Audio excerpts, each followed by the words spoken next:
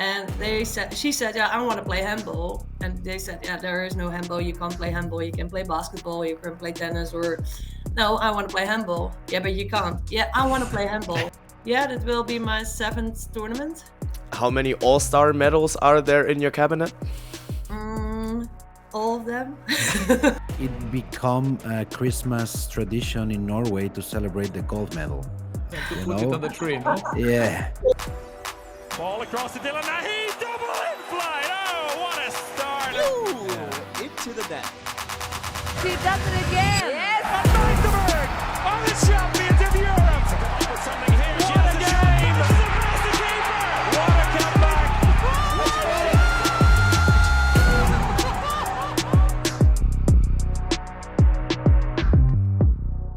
Time to talk handball again, everybody. Today with a special episode of The Spin, with an episode that we haven't had before. Not to promise too much, but before we dig into that topic too deep, we of course want to introduce the squad first that we're doing the podcast with, and we'll start with the phase of dominance in the elite of modern handball, the phase of going out of the comfort zone, the phase of the Serbian mafia. Andrea Lekić, how's it going?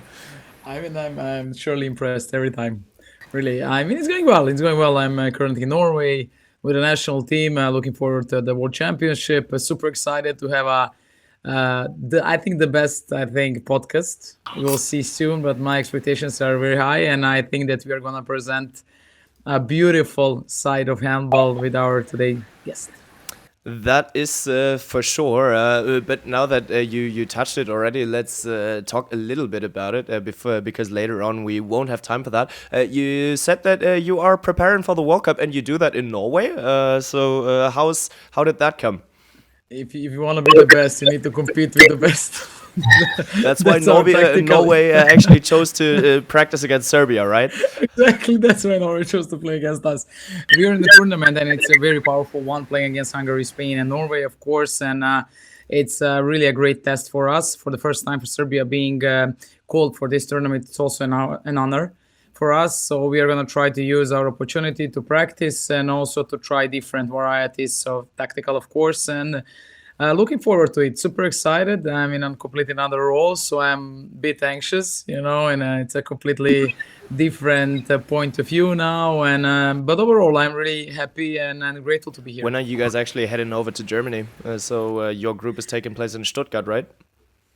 Exactly. We're going to be there on 25th. 26 is the first match against Uruguay, so yeah, well, that's plenty of time to get accommodated there. But you are not the only one joining us here because we want to have a look at the phase of giving it your all, no matter what comes, the phase of loyalty during his career and after the career as well, ladies and gentlemen. Víctor, Tomàs, how are you? All good, all good. It's nice to be back here with you guys, and I'm really excited for the episode today. Because I think, as Andrea said, it's difficult, to find role models in what we are going to talk about today, and I'm really curious about all these things that we can ask and we can talk about with our guest today. Most definitely, because she is one of the most inspirational guests that we ever had in the podcast. She's taken every challenge that there is, and she's the living proof that nothing can stop a heart of steel. Ladies and gentlemen, Joyce van Haaster, how's it going? Great, thank you. So where are you calling us from? I'm now from at my home in the Hague in the Netherlands.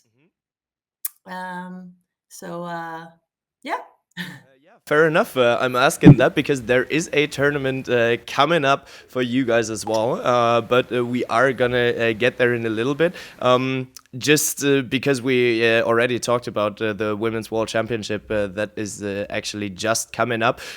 What's your read? The Netherlands, they were set as well. And they are in a group with Austria, Argentina, and Egypt. What's in it for the Netherlands, this World Championship? Yeah, of course, I hope they will reach the final. Well, the pool phase, they has to be clear. They have to go further in the second pool phase.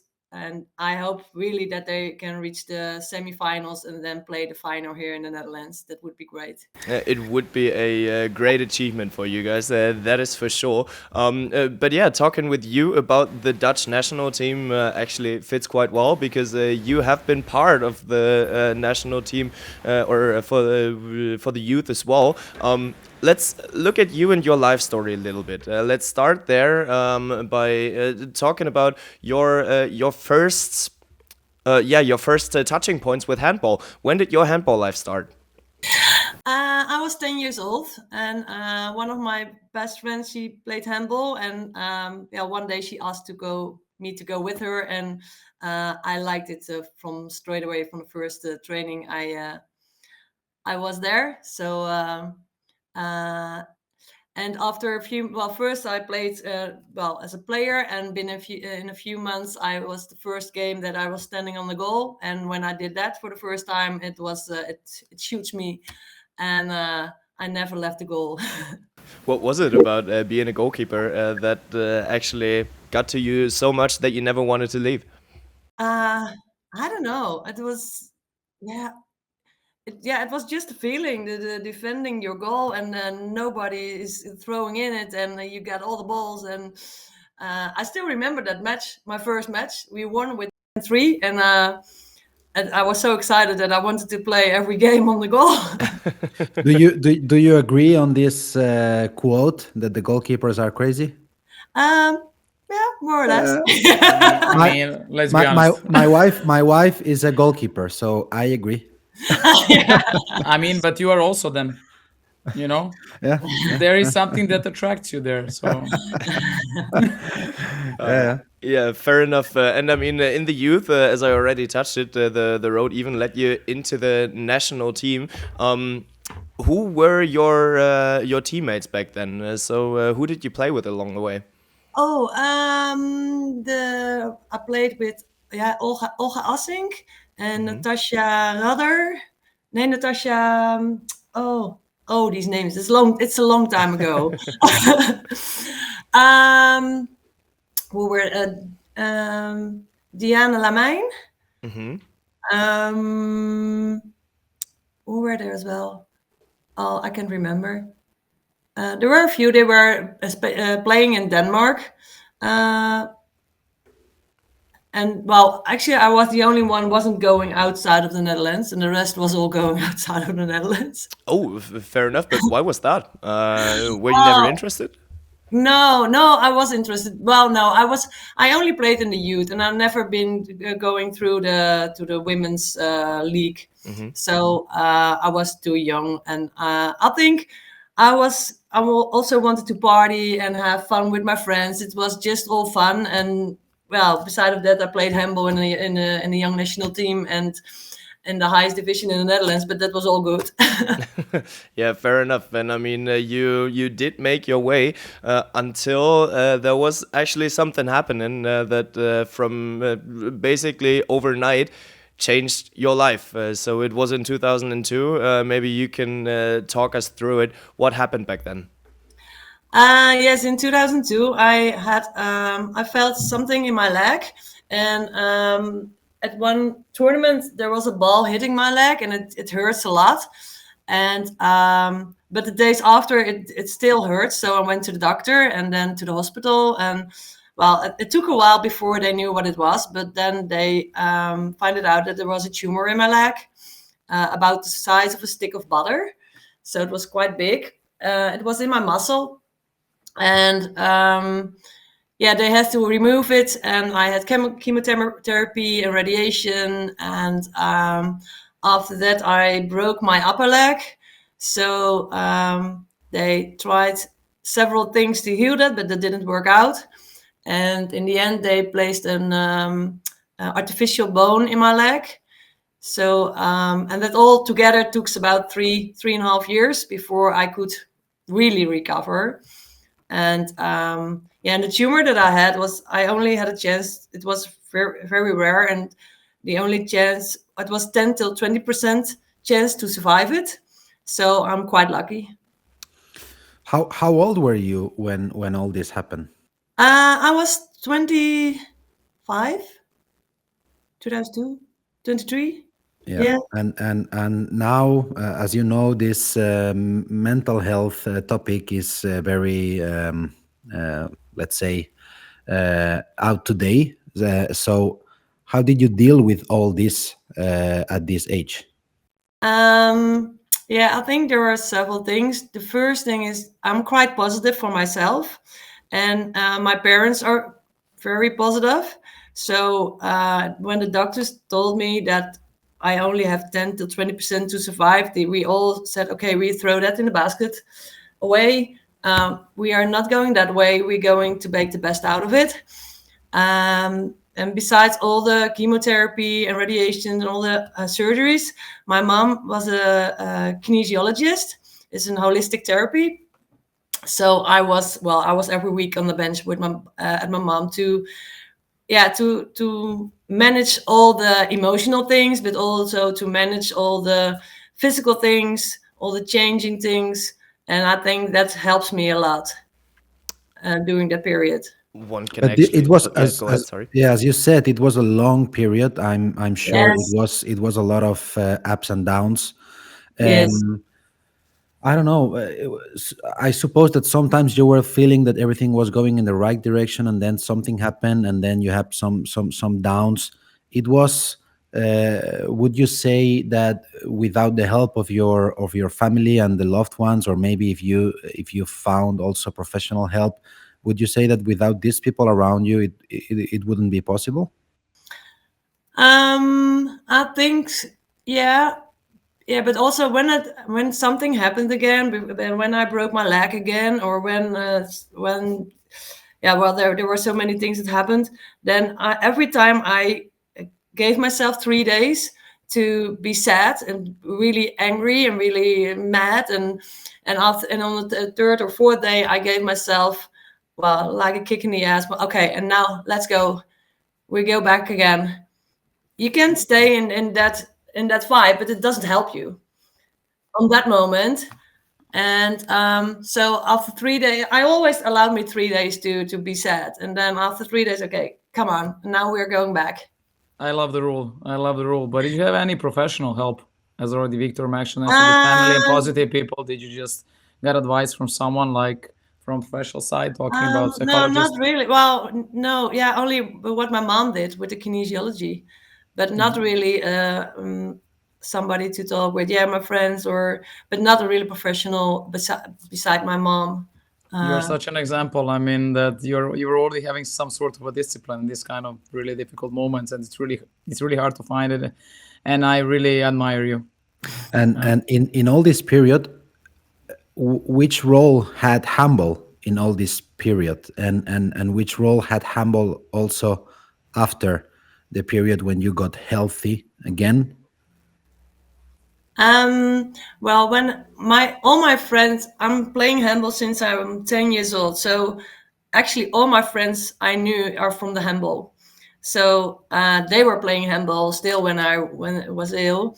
But I tried every time to go to my team if it was possible. I wanted to go to the matches and I want to be there with my teammates, and I went to go in the dressing rooms because that was what I missed the most, not being with the girls in the dressing room after the game. So we have the girls talks and then under the shower and just having fun. And then so I was always trying to do that.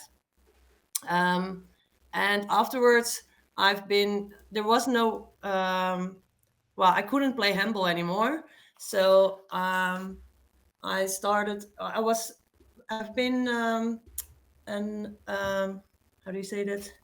A manager for several teams for a few years. Also my friends, and also my boyfriend I had on those days, he was a handball player as well. So on his team I've been a manager as well. And then, but yeah, afterwards I was searching for a sport I could do because I missed playing handball. But well, I couldn't run anymore. So the only thing what the doctor says is, you can walk or swim or cycle, but that's it. And I really wanted to play a game. I want to win. I want to lose. I want to play with the ball. So yeah, it took me a while before I find the way step into a wheelchair because I worked so long to not get into the wheelchair, and then I should sit in it for fun. So that was one of the big things in my head that I It have was a to. contradiction, right? Yeah, it was because I worked 3, 4, 5 years to not get into the wheelchair, and now I should sit in it for fun. It was, yeah, that was a big error in my head.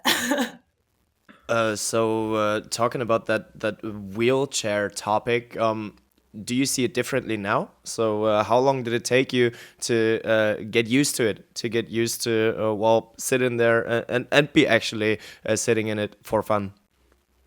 Well, I think it took me more than a year.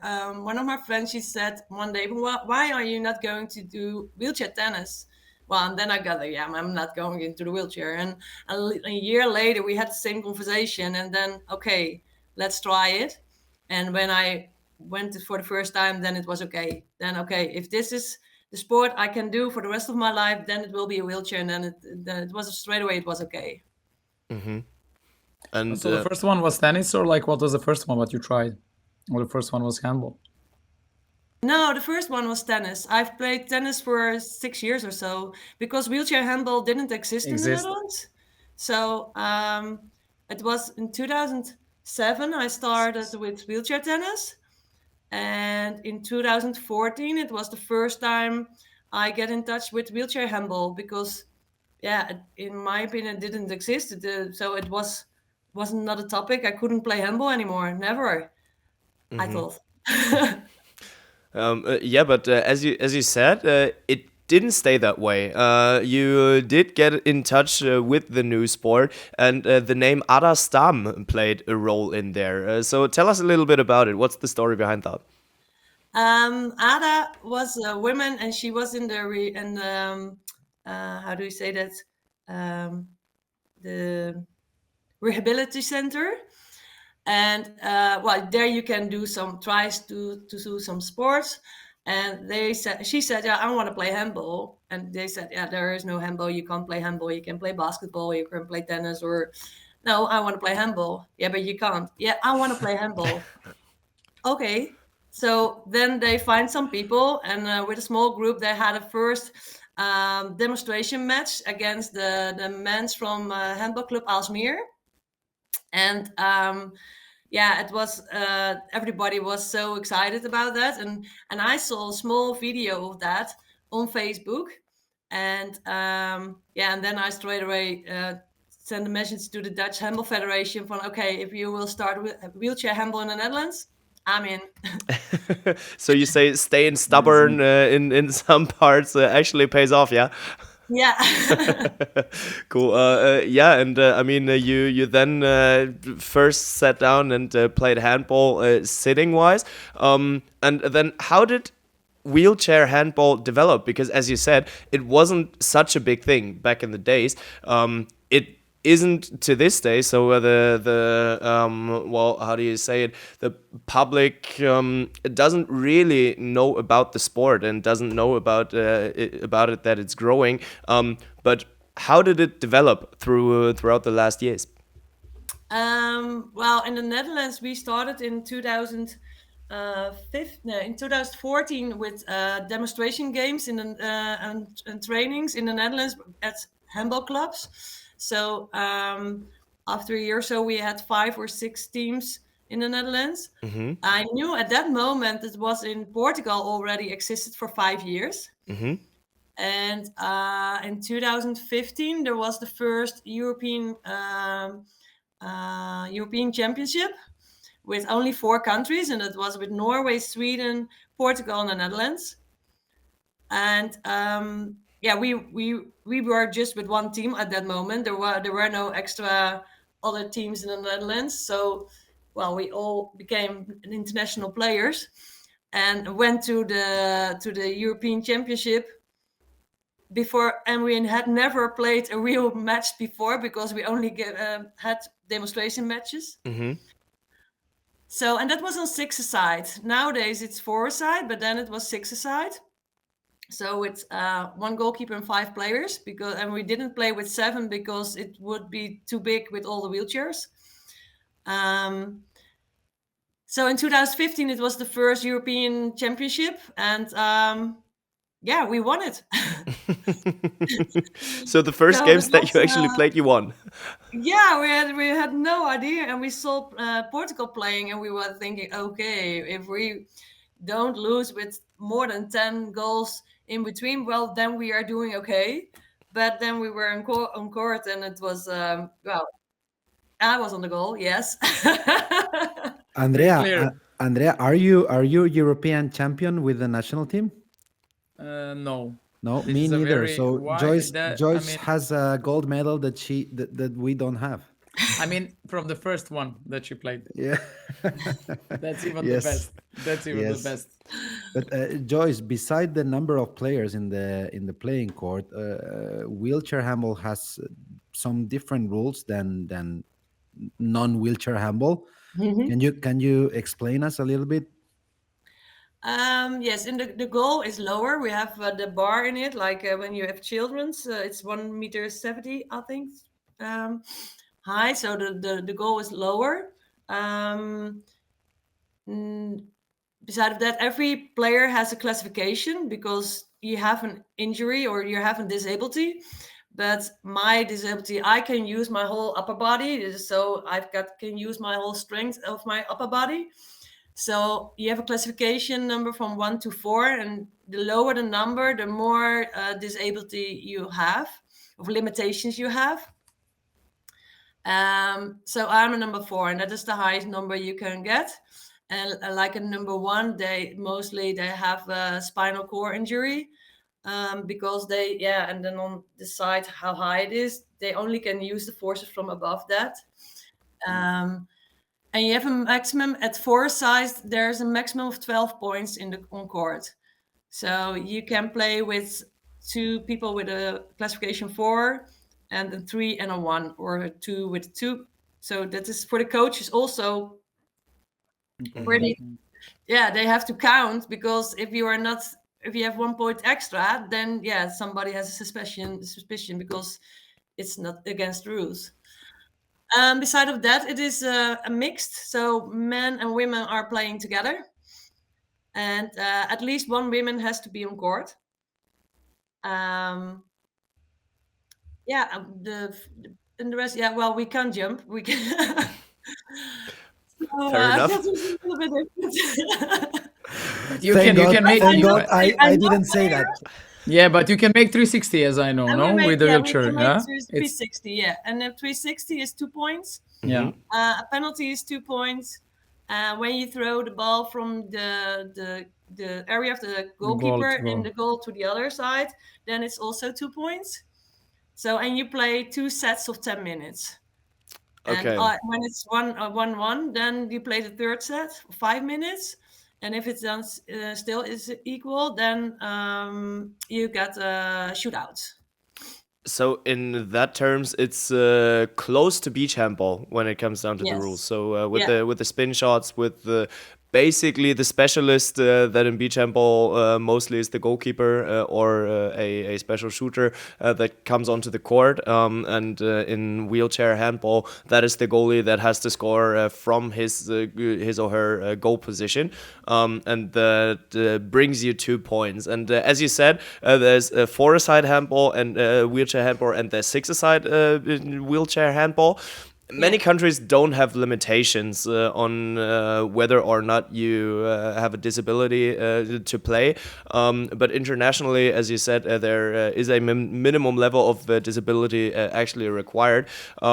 And the EHF has been organizing tournaments since 2015. It was mainly 6-a-side tournaments that have been played, but globally, 4-a-side is more established to this day, and that's why the first 4-a-side Euro is taking place in Lithuania from the 26th to 30th of November. So it's actually just around the corner. But how much of a difference does it actually make to play 4-a-side or to play 6-a-side? So how does that change the game?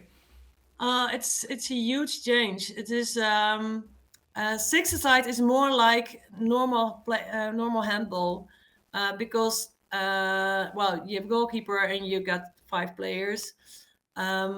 now with four-a-side, I'm wearing the same jersey as the rest because everybody can stay on the goal. Okay. So it's like how do you say in the flying Flying goalkeeper, yeah. Yeah, flying changer or whatever. Yeah. So Yeah. you're the So, but you have to make a choice of to go. Are you going with them or not? Because when you are a scorer and I'm still not back in the goal, and the goalkeeper take the ball from his goal and he's throwing, then you get two against you. Mhm. So it is it's Tactical a approach, lot yeah. more speed in it. What do you prefer? Six Yeah, aside or it's four aside? difficult. I do like both. If you tells me real handball, it's six-a-side. But the four-a-side for me gives new challenges because it's a whole different game. Yeah, and IHF decided that it has to be four-a-side because we want to go to the Paralympics once, and they decided it is now four-a-side. So we all have to go with four-a-side, and it's okay. It is what it is, and it's also exciting to see what can we do and what it's yeah. You have to learn all the new things. So how much did you already practice the system? So how long have you been training for a side? Well, we're training already since I think 1.5 year now for a side, and we with the Dutch national team we are training every second week on Sunday for 3.5 hours. So we are playing a lot together. But our competition is still six-a-side. So there's only in the national team we are playing four-a-side, and we're just starting now in the Netherlands with also playing days with four-a-side to get more used to it, Familiar and used to it. familiar to it. Yeah. And do you actually think that it needs to change for the sport to grow as well? Because, well, if you look into different corners of the world and there's different rules for the same sport everywhere, I personally feel like that would slow down the growth a little bit. Yeah, it's difficult because you see also in basketball you have the regular basketball. Normally you have the basketball game, but now you have also three against three with one basket. So you see there are more sports. They are increasing the amount of players and they change rules. So I think this is also the thing they try to do with wheelchair handball, and it's also we really want to be Paralympic to go to the Paralympics, and I think it is with foresight the greatest way to get into that. I think. But now that you already touched the other wheelchair sports that there are quite a few wheelchair sports that are well known, such as wheelchair tennis, wheelchair basketball, wheelchair rugby as well. Where's wheelchair handball at right now in the world standing? Ooh, I really don't know. Well, it's growing. It's really growing because I know in South America there's a quite big wheelchair handball. But yeah, if you see, look like wheelchair handball in the Netherlands, we only exist now for 11 years. But wheelchair basketball is in the Netherlands already more than 30 years. So we are way behind that. And in the world, I really don't know how big we are now and how big I think still that there is a big gap. But that would be good if we are going to be Paralympics, then it will be well known and it will be. I think that would be a good push to get growing the whole sport. Do you think that handball has to open more space about wheelchair handball and talks about like this to get more visible? Yes, I think every talk about handball and wheelchair handball will grow, and I'm so happy that I'm really happy to be here as well, but also because of the Her Playground where we are both in the role models. Then when they asked me, I was so happy because not because of me, but because of the wheelchair handball. Because now more people learn about that it exists and can see it and watch it, and it's step by step. It's if I think about how it was 11 years ago and where we are standing now, and we have the first European Championship with 9 countries, where we before were with only 5 or 6 or 7, and now we are with 9. And yeah, I know Germany is also coming with a wheelchair team, not yet this Euro, but they will definitely be there the next one. So yeah, it's growing, but it takes time. Who are the global leaders? So who are the biggest teams in the world? I mean, obviously, with you in goal, there has to be the Netherlands up there, right? Yeah, I hope so. We will figure it out next week. You have a huge support from at here. the Yeah. moment, worldwide, the Brazil is very big. And they won the first four-side world championship. And the second one is Egypt won the second one. But in the European is Portugal won already a lot. We won the first editions of the Euro in 2015 and 2016, but Portugal won afterwards the most of the prizes in Euro. And now that Also, France is growing a lot. So I'm wondering. I mean, good sign for the sport, most definitely. And to bring up the competition usually increases the level of the sport as well. But now that you said that there will be 9 teams competing in the Euro, that just like I said is taking place from the 26th to 30th of November. So just coming up in Lithuania, you guys can actually watch it for free on EHFTV. So go and check it out if you want to see Joyce in action. But tell us a little bit about it. How is the tournament structured? So 9 teams doesn't make it easy to find a good format for a tournament. No, well, there are 2 pools. One pool with 5 teams and the other one with 4. And the number 1 and 2 are playing semifinals against each other, and then from then they are playing the final. Yeah, they have waited for a time. We all hope that Germany was also included this tournament as well, but they couldn't figure it out in this time. So that's the reason we are now with 9 teams. So it's one pool with 5 and the other one with 4. Okay, interesting. Fair enough. What do you personally look forward to the most? How many tournaments have you actually already played? So how many were it? The tournaments. You lost count. Yes. After she won the first one, it's not so important. I mean, no, Víctor. 15, 16, 18, 19, 22 in the World Championship in Egypt, and 22 and there was a combination of the World Championship and the Euro Championship in Portugal. That was 6. Yeah, that will be my 7th tournament. How many all-star medals are there in your cabinet? All of them. Yeah, well, we always just aim for the highest coming into this podcast here. What am I doing here? Learning from the best. This is what we are doing here. Bravo, Joyce.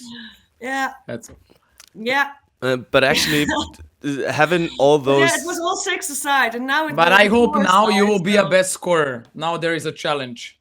Yeah, well, this Go is for really scoring different. now. Yeah, I will do. Well, in the World Championship four-side in Egypt, I was MVP as well.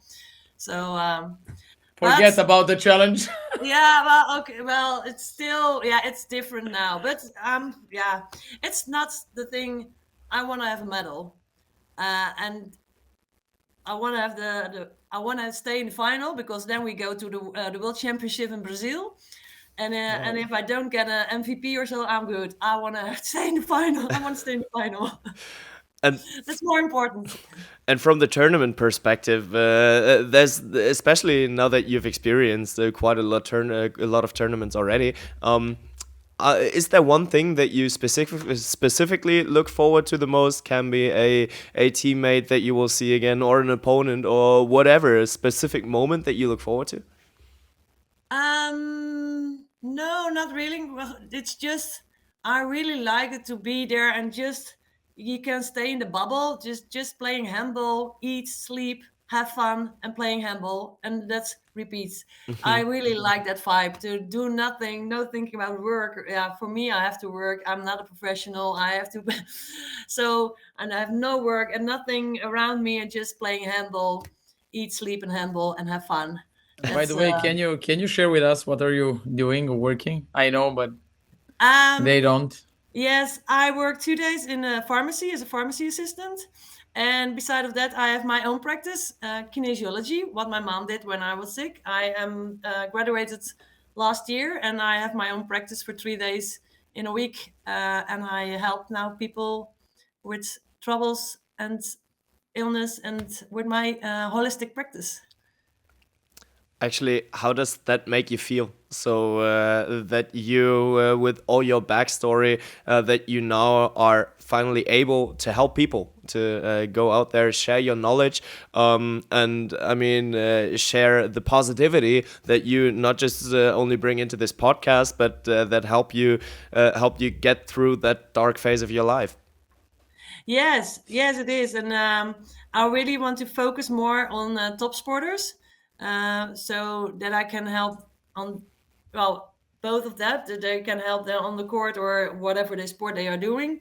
Um, so I've got at the moment I have two passions, and that is handball and that's kinesiology. So yeah, I'm a lucky one with that.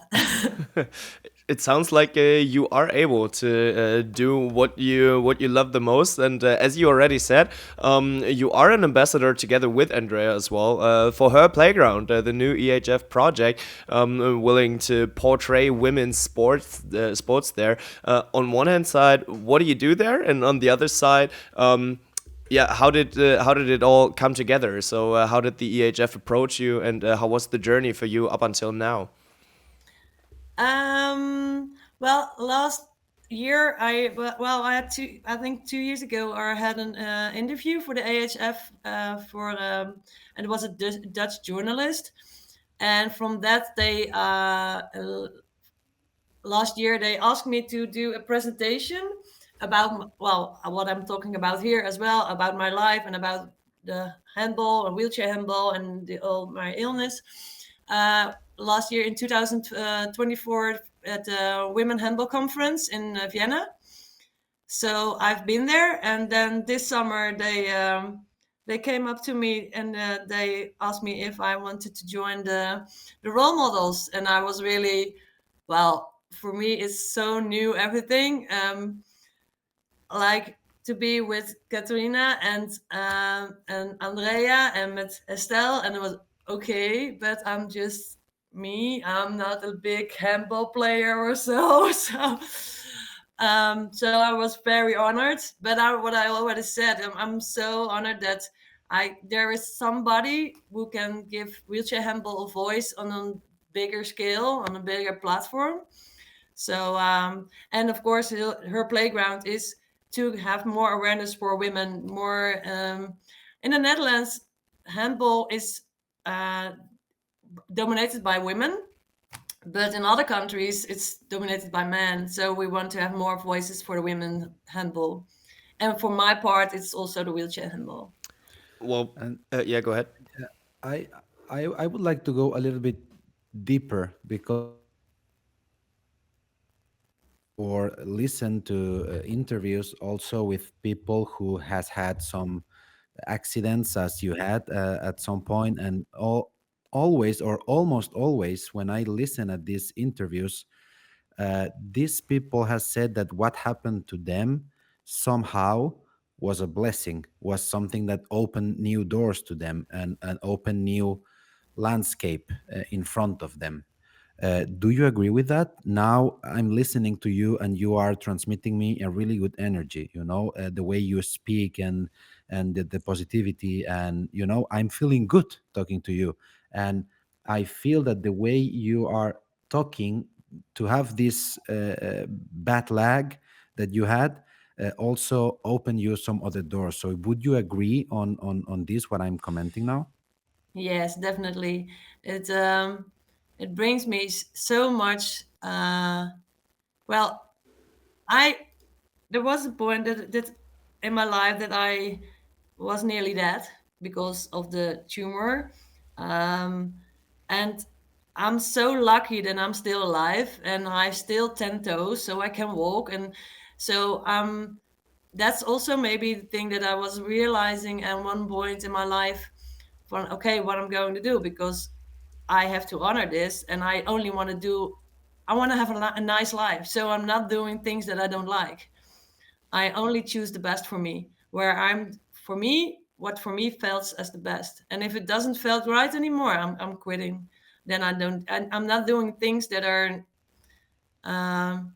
that not suits me. And sometimes you have to do something what not suits you, but that's for a small period of time, but not for your whole life. You don't have to be stuck in a job that you don't like because you have to pay the bills. Find something that you like and pay the bills. Yeah, sometimes these kind of experiences that you lived in your case, it made you to see life in a from a different point of view, and sometimes people who didn't have any accidents or any bad moments in their life, they just go with the flow, you know, and they just keep going and keep going, and they don't face the problems. And would you say that facing this problem that you had when you had 23, 24 years old, uh, it made you, you know, see life in a different way? Yes, yes. It's you grows with it. Definitely. So a few weeks ago, I was on the I was at a talk with with a friend of mine, and then there came the realization, because I didn't want to go in that wheelchair. I really don't want. I didn't want it, and then I realized, but that moment that I choose for the wheelchair, it brings me whole this path where I'm now. If I didn't choose that, and I did because I don't want it, then I was still, yeah, I don't know how my life was then, but yeah, it brings me so much, and it looks like it is worse. It is, and it's a worst case scenario, but in the end, it was a very good scenario. Hmm. So Could we call it sometimes in stepping life, out of the? Could we call it stepping out of the comfort zone in that moment? Like if we think on a regular daily basis that people are avoiding trying the stuff which don't feel so comfortable, and then at the end, as you said, it brought you so much happiness. yeah, it brings you more, yeah, just to step out of your comfort zone and go into something that you really scared or not like, or and then see what it brings to you. I mean, there is a lot of true and right things that you just said within the last 3, 4, 5 minutes. There's just one thing that I actually highly disagree with. You said that it was just you among all the great players like Andrea Lekić and Katrine Lunde. I highly disagree with that, because on one hand side, we're talking to a European champion right now, and on the other side, I personally feel like it's not the achievements that define greatness. Yes, It's the of mindset. course. And what you are showing us right now is that you got the mindset just all sorted out, and the heart on the right spot. And I feel like this is exactly where you start to inspire people. And I was wondering, was there ever a moment that you realized that you actually inspire people? Um, Actually, well, I get it back more what you say, but for me, it's still, yeah, what I'm saying is just normal. It is, I'm talking from my heart, and this is it. And then, yeah, yeah. Well, I'll thank you for your words, but it's, I don't know. This is exactly the reason why what you are saying is inspiring, or what you are doing is inspiring, you know, because you lived it in a way that it was normal for you. But I think this is exactly the reason why uh, people can see you as a role model. Can I say something? Since the moment we met her there for the first time at Go ahead. her playground, I was so impressed, and I can, I think, talk in the name of Katrina and Estelle, because her contagious energy, smile, and the way how she approaches the things, the life at first, and she really possesses the words of wisdom based on her true experience, and the way how she expresses and how she basically transmits. It's one of the best which I heard in my life. So definitely, that's why I said I'm super happy and we are super honored having you here today because you're truly one of a kind. Thank you. I only get yeah. Thank you. Well, if it's Thank you. Bengt, we have to finish with that, you know. yeah, fair enough, fair enough. But we still have a little bit of time. That's why we want to keep it going here as well. Then let's if you don't see the point that you are a true inspiration for other people, you did realize at some point that what you're doing, you're quite good at what you're doing. You're in fact one of the world's best at what you're doing. Was there a moment when you realized that coming from I don't want to sit in that wheelchair for fun, coming to oh wow, the other guys on the other side of the court, they don't just respect me, they fear me. Yes, of course. I'm very glad to be. That's how I'm playing till now. That went so well, and well, what I most of the time I like because it mixed with men and women in the team, and I still remember the first Euro in 2015. We play against Portugal, and they thought, "Well, okay, we will win," or maybe they don't thought it, but I was on the goal, and yeah, probably they never have seen women on the goal or so. But I was, yeah. For me, it was heaven because finally I could play real matches, and yeah, I got everything. And they were well. I still remember that the coach of Portugal was saying between the two parts, well, yeah, you have to go from the goal. You have to go from the goal. This is not good. And yeah, I was so happy to beat all the guys. Fair enough, fair enough, and you did a great job doing that, and that's where I would say let's close down the wheelchair handball talk. Thanks for your openness and for your stories. But as you said, it was never an option for you to leave handball. It was never an option not to play handball. That's why I'm interested in. Do you still follow the conventional handball? There's the World Championship just coming up. Now, actually, I'm not really a wheelchair and sport watcher. Most of the time, I'm just a player. And well, Andrea knows because I asked her, what have you done in your life with handball? And later on, I was like, oh, okay, maybe I had to know that. No, you don't. So, well, I follow the Netherlands, of course, what they are doing. But actually, I'm not really know which team would. Yeah, I'm more a player than I'm a watcher. I'm not really a sport watcher. Then just a quick statement from you regarding the Dutch national team, because Esteban Polman and Lois Abing, they actually bid farewell Yes. after the tournament from the national team. What does that mean for Dutch handball? Oh well, they I think it's good for them that they make this decision, but not because they are not good enough more, but they had it in your own hands. And yeah, playing your world championship in the Netherlands in your own country is, I think, for them, for all the things that they achieve with the handball, they were the group with also other players. They are already stopped. They raised they weren't not how do you say that? Well, handball in the Netherlands wasn't not that big, and now it's a huge sport as well because of that group. That well, yes, it's sad that they are quit with it, but on the other side, I can understand why they choosing this moment. And hopefully, this tournament they will bring for the last time all the best all together and get the golden medal. Oh wow, that's quite a statement No here. pressure, no pressure. What's the opinion like in the Netherlands? How big are the chances of actually bringing home the medal? Well, I think it brings. They got an extra vibe. I think that they will do even more their best. Well, they always do their best, but get it better on a higher level. but yeah, we have to see. It's a hard competition. It's a big competition. So and everything have to fit well. Sometimes you think it will be going this way, but you never know how it's going to be. Hmm. So hopefully, for all the best, that they are playing the final, or at Well, least the semi-final.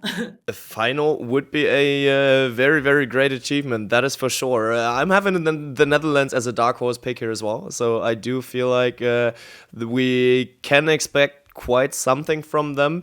But let's see. I don't necessarily see them in the final yet. I have to be that honest with you, because there's the other likes. But Andrea, you and your preparation, what role did the Netherlands play up until this point? I mean, I can. We all know that playing tournament at the home court is really something special. As Joyce said, the vibe, the energy, the motivation, and extra pressure is always there. And regardless that Stevana and Lois are finishing, I think the motivation of the team is sky high. And I do believe that this can be their championship in one way. And I know what it means to have a home court support.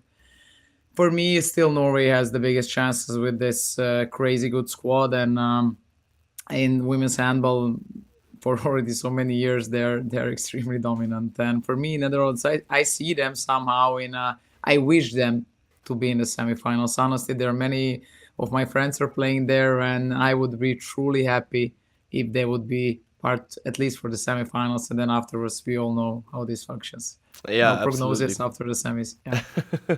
Absolutely. But I mean, now that you talked about Norway as well, Victor, it will be the first tournament for Ole Kjekstad as the Norwegian national team coach. Well, to take over the Norwegian national team, there's two approaches. Either you say, well, it's the best national team in the world, it's the easiest task that you get, or you look at the legacy that your prior coach Turir actually had with the Norwegian national team. I personally feel like the task could be easier for Ole Kjekstad. That's a good one. I think it's a huge pressure.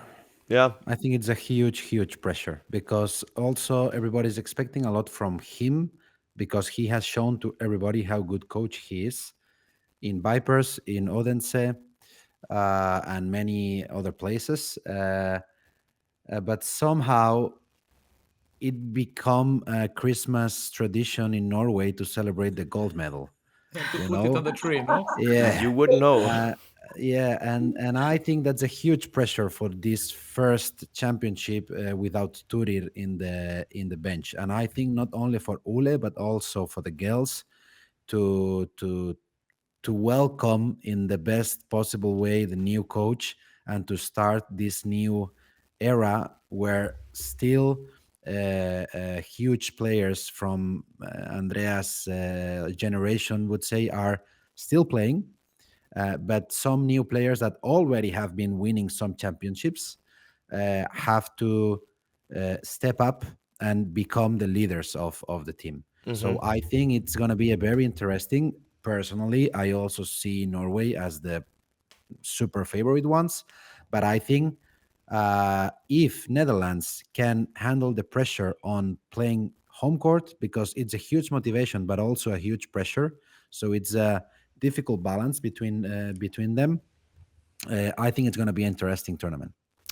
Absolutely, it will be. I am highly interested in Norway as well. Nora Mørk is actually coming back after having had a long break. The last tournament that she played was the Olympic tournament. So last year in winter, she missed out on the Euro. And she will probably get a new role. So she won't get that much pressure anymore. And I'm interested in seeing how that one will work. But to be honest, to have a Nora Mørk on the bench sounds a little frightening to me. What does that do to you, Andrea? I don't know even what to say anymore. Like everybody there is dangerous ones. Yeah. I have this feeling whoever steps on the court, it's like, oh my God, it's another one now coming in, you know? No, but she's back. I saw them today. So I had a, let's say, a short talk.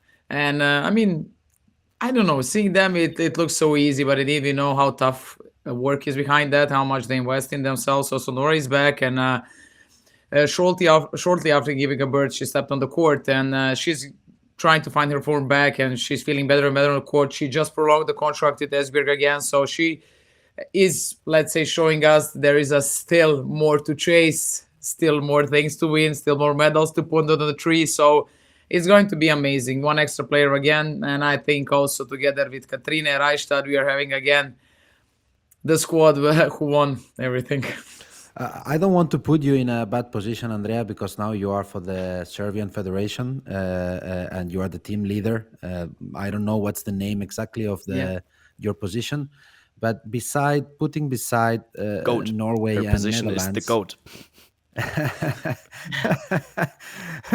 yeah, putting Norway and Netherlands aside, which teams or national teams would you say have a chance for the medals?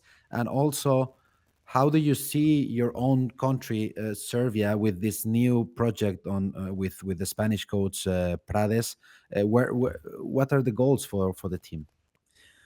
If we start with the national teams, I think still France. We have them as a team who is always getting into a top four. For me, it's going to be interesting to see Germany playing on the home court. And for us, since like many years, they didn't have any, let's say, a great result except qualifying for the Olympics and these kind of things. But I think Germany has a very nice squad. The question mark, big one, is how they will react on the home court pressure. And I think they played some nice matches against France in lately, so we could see that the squad is feeling better.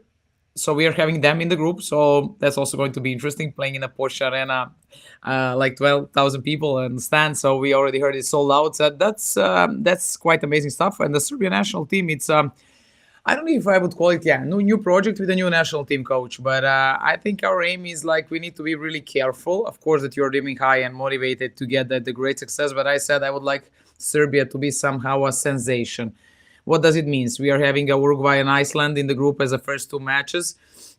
We are hoping for the victories, even though we know that Iceland is quite a tricky team in one way. And so we are very, let's say, careful with the statements. With the Germany, I don't think we have quite something to lose in that. I think we should enjoy that match to the fullest in order like to make some points to the next group.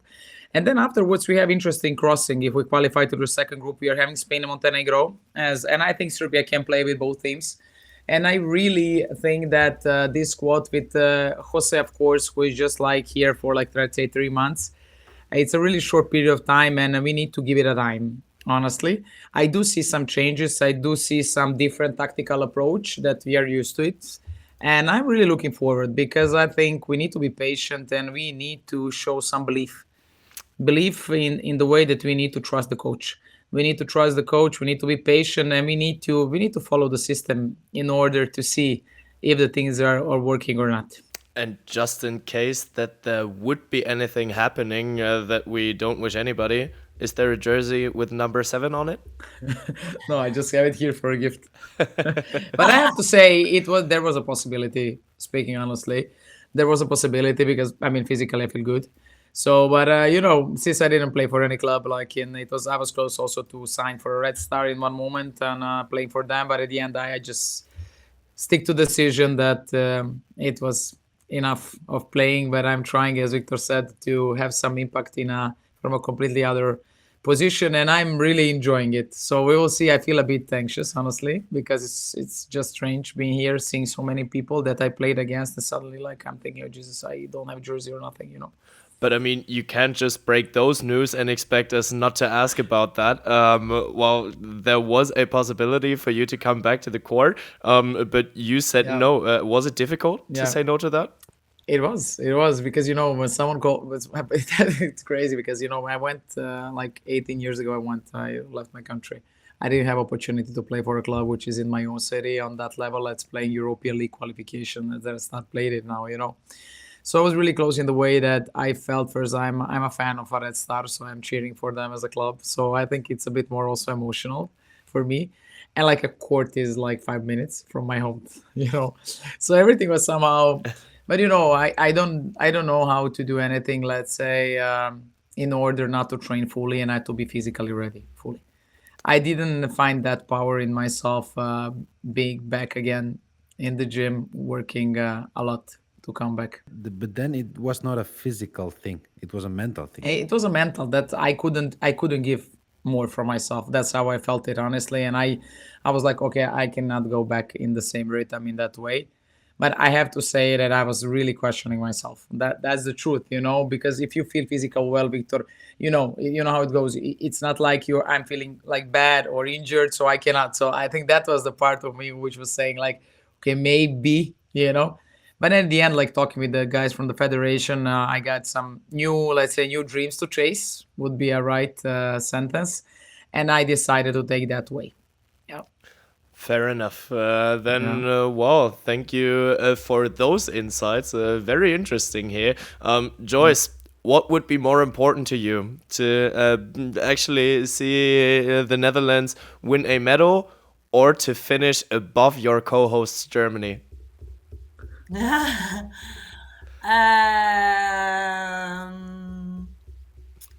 think, I want to see them win a medal. That's the mature answer. So thank you for that. over Germany. Over Germany, yes. In any case. Just combine it.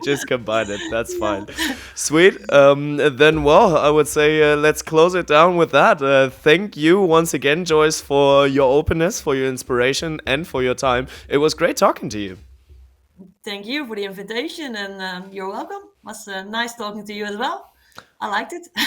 Amazing. Then I wish you the best of luck for everything that is coming for you. I wish the Dutch national team good luck, that they will fulfill your hopes and dreams for them. And Andrea, thanks for breaking the news here, and good luck for you as well at the World Championship. Thank you very much. Really, I truly enjoyed, and we hope to see you again, sharing your words of wisdom and motivating us.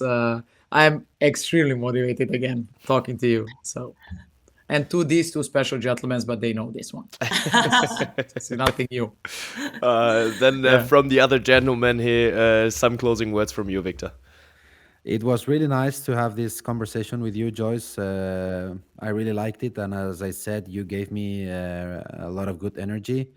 As always, Bengt, my friend, very, very nice to I don't know what, No, very, very nice to share the stage with you. And Andrea, we are so glad that finally we could see you fully, not blurry or something, for your internet connection. You don't know how happy I am. If you are happy. True. You don't know this. Yeah. Thanks a lot for everything, guys. Cool. Cheers. Thank you. And with so many flowers, we'll close it down until the next time when it's time to talk handball again, everyone. Cool. Amazing. Ball across to Dylan. Now he double in flight. Oh, what a start. Ooh, into the net. She does it again. Yes. Van Bengt on the shot.